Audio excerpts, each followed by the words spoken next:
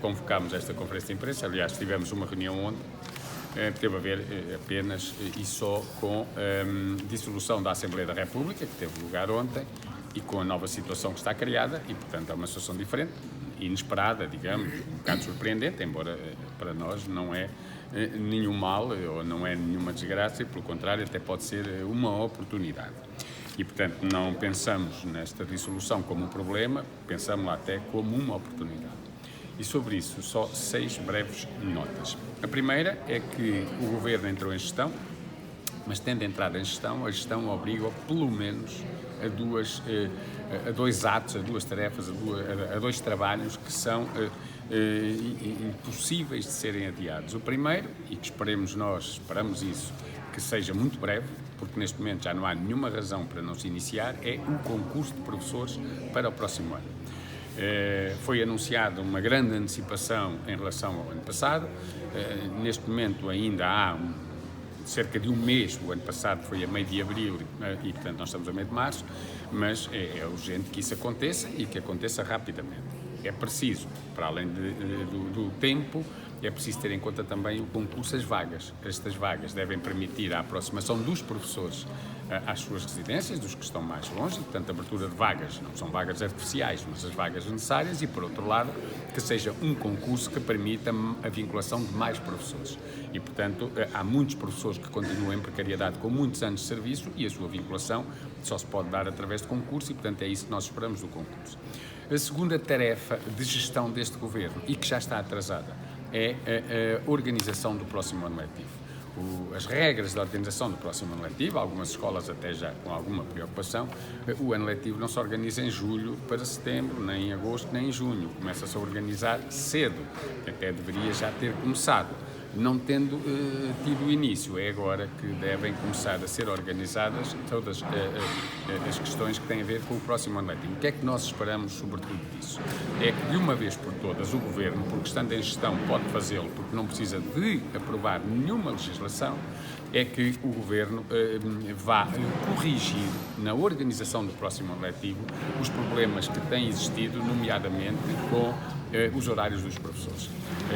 Os horários dos professores em muitas escolas não estão sobrecarregados, são feitos de uma forma que, nos casos, são claramente abusivas e, noutros casos, há ilegalidades nesse horário. E por isso é que os professores que têm na lei 35 horas, depois trabalham 50, porque os horários estão feitos de uma forma que não é legal, em alguns casos não é legal, com a atribuição de tarefas letivas na parte do horário que não é letivo. E isto leva a que depois o horário se prolongue para além daquilo que são os limites legais.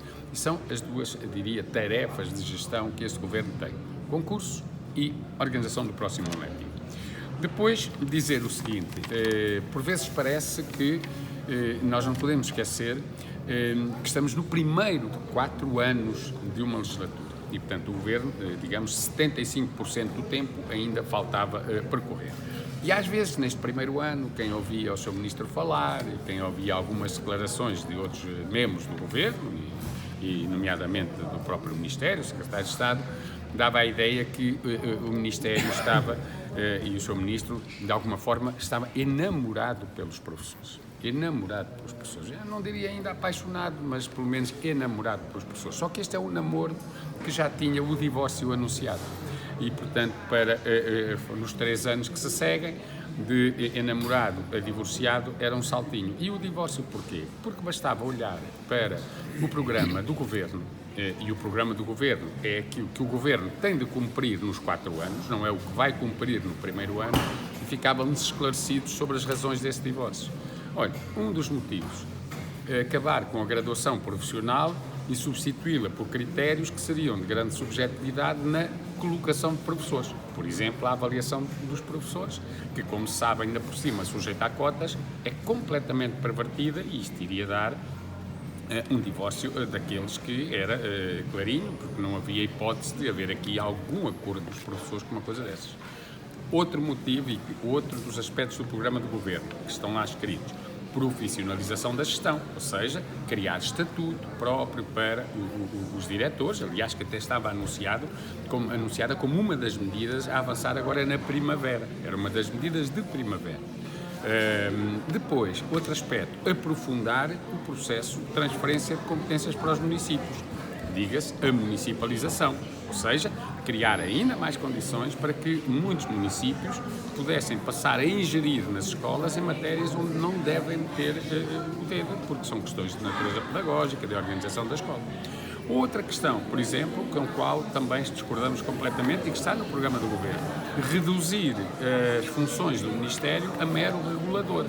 Quando se fala em reduzir a regulador as funções do Ministério, está implicitamente a dizer-se que, portanto, o Ministério previa, ou o Governo previa, que público e privado pudessem passar a ser uma e a mesma coisa, tratados da mesma forma, e depois a regulação era feita pela tutela. Ora, isso não é correto, nem sequer isso até iria contra aquela que é o desígnio constitucional que valoriza a escola pública.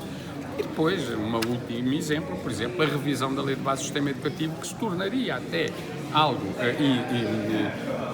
que não podia, que tinha que ser, que tinha que avançar, não havia volta a dar-lhe, para poder acomodar estas alterações que estavam previstas no programa do Governo.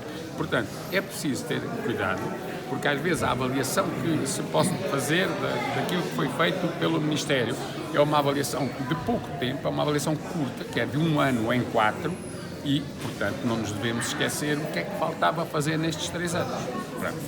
Depois, dizer o que também, terceira nota. Das medidas tomadas, muitas delas foram tomadas de forma incompleta. E essa é das questões que nós vamos colocar à próxima equipa. Por exemplo, a recuperação do tempo de serviço. Ninguém nega, e a FENPROF não nega, que ela é muito importante e que resulta da grande luta que as pessoas desenvolveram. Mas, como se sabe, é um processo que deixou de fora milhares de professores. Milhares de professores, muitos até já se aposentaram, perderam o tempo, mas já se aposentaram, penalizados na sua pensão. Os professores de escalões mais de cima, de escalões de topo, que, no entanto, apesar de lá estar, vão ter grave prejuízo quando se aposentarem, porque têm um conjunto de anos em que estiveram abaixo do escalão em que deveriam estar, e, portanto, os seus descontos foram abaixo disso, e agora não vão poder recuperar o tempo de serviço, quer dizer que não recuperam o que perderam da altura. Os apoios aos professores deslocados é outra medida. O Ministério da Educação aprovou, o Governo apoio a professores deslocados, deixou 2/3 de fora. É claro que agora a Assembleia da República aprovou uma lei corretora, mas estamos à espera de saber ainda se o Sr. Presidente da República vai promulgar. Esperemos que sim, e é isso que estamos a aguardar. Mas seja como for, o decreto-lei que o Governo aprovou apenas se aplicou a cerca de 1/3 dos professores. Outro exemplo, mobilidade por doença. O regime que vai vigorar é melhor do que vigorava? É. Agora mantém o figurino formato de concurso. O que é que isto quer dizer? Que se é um concurso, pode haver quem precise mesmo de mobilidade por doença, mas não consiga deslocar-se porque não arranjou vaga. Ora, a mobilidade por doença não pode ser um concurso, tem que ser um regime de proteção de quem está doente. E depois, diria também, um aspecto que nem sequer foi tomada qualquer medida, mas que para os professores é um aspecto a resolver rapidamente, as ultrapassagens na carreira. Portanto, as ultrapassagens da carreira, aqui nem sequer foi uma medida incompleta, aqui foi 0. E, portanto, é outro dos aspectos que têm que ser corrigidos pelo próximo governo. Quarta questão é assim, nesta situação política o que é que vamos fazer? Agora não vamos, claro, negociar nada com o Governo, vamos reunir, vamos pedir aos partidos reuniões e promover outras iniciativas, esperando que eles, embora falte pouco tempo para as eleições, estejam disponíveis para esclarecimento dos professores e para se também conseguirmos que os partidos assumam compromissos. Vamos pedir reuniões às direções partidárias, vamos promover, em princípio, no dia 29 de abril, um debate online para o qual convidaremos os partidos a participar e, portanto, online permite em todo o país, ao mesmo tempo, toda a gente acompanhar. E, em terceiro lugar, vamos promover um inquérito muito simples, que não seja um inquérito de terem que responder e às vezes as respostas ficam muito equívocas. Vai ser uma grelha com afirmações para que cada partido ponha concorda ou discorda. E é muito simples depois de poder interpretar e quem não responder também se vai conseguir interpretar. E é isso que vamos fazer com os partidos neste momento e tentar compromissos que depois, a seguir às eleições, quem for governo, nós possamos ir exigir o cumprimento desses compromissos. Quinta questão e penúltima, qual vai ser a prioridade que vamos colocar ao próximo governo? Qual é que, aliás, penso que nem necessitaríamos de colocar. Qual vai ser? O combate à falta de professores. Como é que se combate? em primeiro lugar, valorizar a nossa profissão para poder recuperar de imediato os 15 mil que a abandonaram. É evidente que temos que também abrir mais vagas, ganhar jovens para os cursos, mas sabemos que isso vai ter um impacto daqui a 5 anos, não é para amanhã. E nós precisamos de resolver este problema amanhã. Eu, quando digo amanhã, ainda este ano letivo é verdade, mas sobretudo a partir do início do próximo ano letivo. E para isso tem que se recuperar quem fugiu da profissão. E se as condições que levaram as pessoas a fugirem não forem alteradas, elas não voltam. Então, qual é a prioridade que nós vamos colocar ao próximo governo? Rever o Estatuto da Carreira Docente. Porque ele não começou. A revisão do Estatuto da Carreira Docente não começou sequer. Houve o tal protocolo negocial e, a partir daí, estivemos em várias reuniões a discutir mobilidade por doença, que não é propriamente matéria do Estatuto. Está lá só a dizer que é uma das formas de mobilidade, mas depois é um diploma autónomo. Portanto, a revisão do ECD não começou, deve começar, deve ser prioridade do próximo governo e, dentro desta revisão, o que é que iremos dizer que tem que ir à cabeça? A estrutura da próxima carreira, os salários, portanto, os índices salariais, a transição entre esta carreira e a próxima, porque aí os professores foram sempre lesados nessas transições e há uma forma de não os lesar, que é contar o tempo de serviço que cada um tem, cumpriu a trabalhar e ser integrado no escalão de acordo com esse tempo, e a avaliação de desempenho, que é uma vergonha aquilo que hoje existe nas escolas e ainda por cima com as cotas, e isto tem que ser as prioridades. E é isso que iremos colocar ao próximo governo. Termino, última questão, por dizer que estas eleições calham mesmo na data certa. Porquê?